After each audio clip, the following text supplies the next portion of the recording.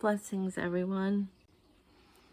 Today is Tuesday, February 14th. I know it's Love Day, Valentine's Day, and so the energy today has just felt very bright and very innocent. And so I was outside today for a little bit, getting some fresh air, and the birds were just glorious today. They were everywhere and singing, and so it felt like spring was coming. And so the draw today was to do the Oracle of the Fairies, and this is by Karen K.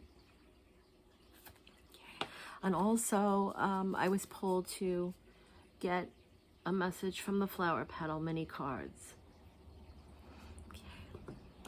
So I'm just going to take these are the Tibetan bells, and I use these just to lift the energy a little bit and clear this space.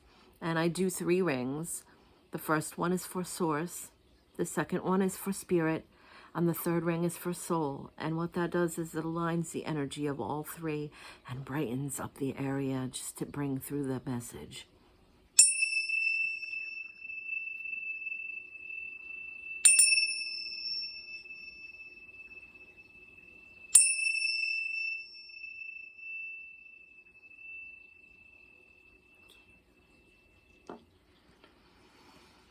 I would like to thank the Fae and the elementals for coming into our space and spreading the joy and the light and bringing us a message today for the highest good. Now, I know a lot of people say that the Fae are very mischievous, and they also have a very childlike energy. So when I'm bringing them through, when I'm working with their energy on this oracle deck, I could tell you that that is true. I don't feel mischievous as much, but I can feel that childlike energy, and it always feels like a little bit giddy, giggly. And so it's very enjoyable when they bring a message. I'm just going to pick one today from the deck. We'll see which one comes through today. Okay. Fairy spotting. It's time to go fairy spotting. It is said that seeing is believing, but in fact the opposite is true. Believing is seeing. And this is an absolutely beautiful, again, I don't know if, okay, try to get this one in. The artwork is absolutely gorgeous. And so with this, right away, the message is almost a standalone one on this card. It just feels like that what they're trying to say today is that sometimes it really is just that shift, that everything around us is like the birds outside today I was experiencing, and a woodpecker came that I was just in awe that it's there, it's shining, it's glorious. All the elementals are all around us. And if we just shift our perception a little bit and kind of allow that feeling to come in, that it's okay to be feeling a little silly or very lighthearted. And I understand there's a lot going on in the world right now that can be very difficult. But being outside and being in the garden or by a stream, at the beach, going for a walk, whatever it is, even sitting out on your deck with a cup of tea, it puts us in a space where we can believe in ourselves at the very least, in the moment. And then from there, all the magic occurs. We don't want constantly to be in that space of something good has to happen for me to believe in the goodness of the world, or one of my dreams have to come true for me to continue to keep dreaming, because that gets lost. That distorts what we're seeing. Then everything around us is distorted, and we're not seeing all the miracles and all the wonder and the fairies and the gnomes and the unicorns, or all of the elemental spirits that are out there, where we need that childlike wonder, and we need to believe like the children do, even in themselves. When you think of that, when you think of a child, they don't question it. If someone looks at a child and says, "You're absolutely wonderful," that child will laugh and say, "Yes, I am." And that's what they're saying, is that once we get in that space of believing in ourselves and our dreams and our hopes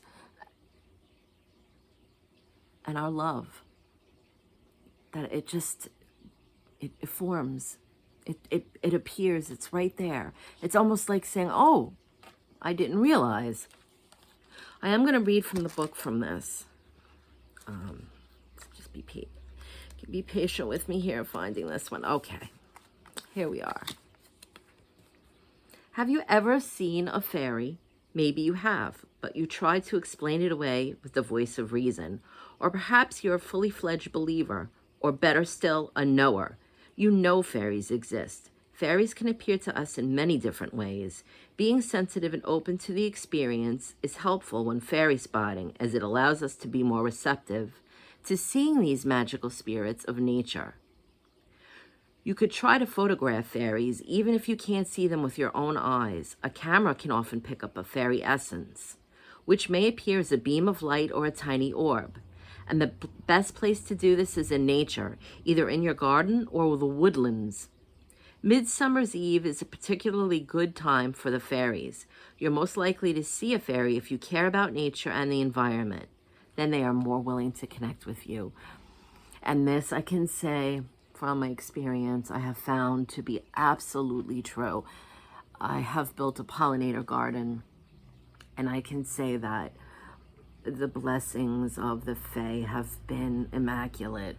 I set out water for them, and every time that I'm going to grow a seed or I'm planting a new plant, I speak to them and I ask them to please help bring the love and nurture.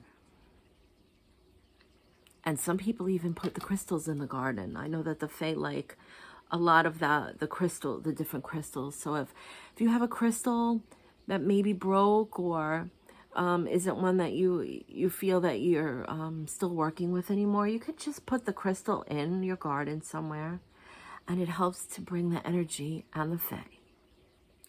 Okay, so the second one is the flower essence, and that goes really well with the Fae in the garden. These are smaller cards, so I kind of do this shuffling a little bit different. It's not as easy to, shuffle the smaller cards. And I'm just going to pick one from this one as well. Okay.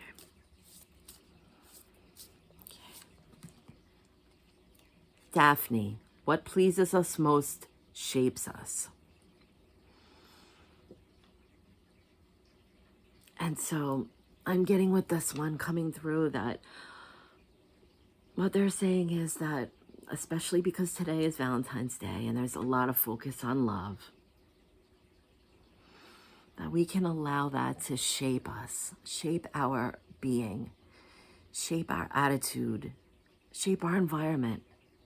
Because if we do something with the intention always in the space of love, no matter the outcome sometimes, it's the intention that means everything. And from there, really, everything grows. So today, whether it's making a cup of tea or spending time with a loved one, watching a movie, or maybe you're running an errand at the store, just take a moment. Say to yourself, when I'm picking out the tomatoes today at the store, please, let me find the best tomatoes, and thank you. Thank you for allowing me to have the ability to be at a store and just pick a tomato. Or when we're making our cup of tea, set that intention of love. Just take a moment. Think of how that could change a simple cup of tea. Is realizing all the people that had to pick the tea leaves and the land that it grew in, and the sun and the rain and the water of life that's going to quench us as we make our cup of tea and drink it. And as we're drinking it, just imagine that all of that love from everything that created that infusing through our body. And if we sit with that, that can change the whole day. I know something as simply as when I wake up in the morning and I post on Twitter, I say every morning that I'm very grateful for being given another day, and I hardly miss the sunrise if the situation allows. And as soon as I wake up every morning, if I'm still breathing and here, I say thank you. And that's my intention set for the day. I say thank you for this breath of life and for another sunrise, because from there, everything is possible.